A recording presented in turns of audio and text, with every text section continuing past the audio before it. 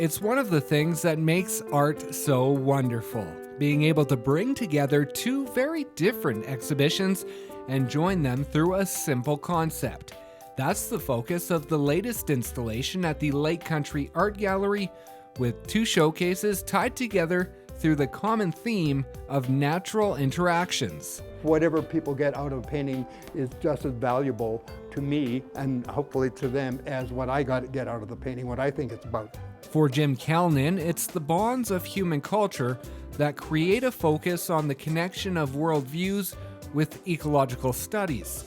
The now retired university art teacher is presenting a group of semi-abstract acrylic, oil, and watercolor paintings meant to provide thought-provoking views on the cosmos and the natural world that lies within. I've been reading a lot of books on nature, books on insects, nothing. And so the next 40 works on paper and a few big canvases were just about insects. And then I got back into looking at animals, bigger animals, more birds again, and so on, back and forth. I wanted to kind of get a sense of a planet that was full of life, just an expression of that more than a clear illustration of it. As in most of the other works, the creatures that are in there were not in my head at all before I saw them in accidental paint marks. That's how most of those images get there, is that they're intuitive responses to accidental marks on the canvas. The second exhibition taking over the space at the gallery offers a very different take on the theme of natural interactions. Recent UBCO graduate Lucas Glenn presents an interactive found object display that combines humor and satire.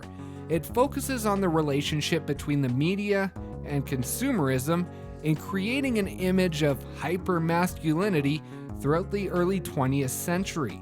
There's this brand of man that was invented in the 1950s, 1940s, 60s onward, and I just find these images very fascinating. So what can I pull from an old Popular Mechanics, and kind of like what was my dad looking at, and how does he wear that?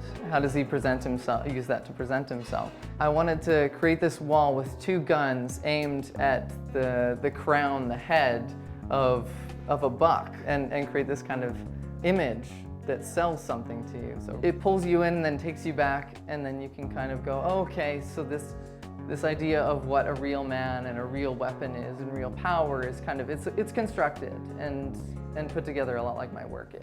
During their setup at the gallery, the artists decided to have a little fun in tying together the two installations, utilizing a middle area to collaborate and create a connection between their works. The fun point was we created a parameter. We're like, okay, the fishing rod is going to start there, the fish is going to end here, and everything in between will just make up. Yeah.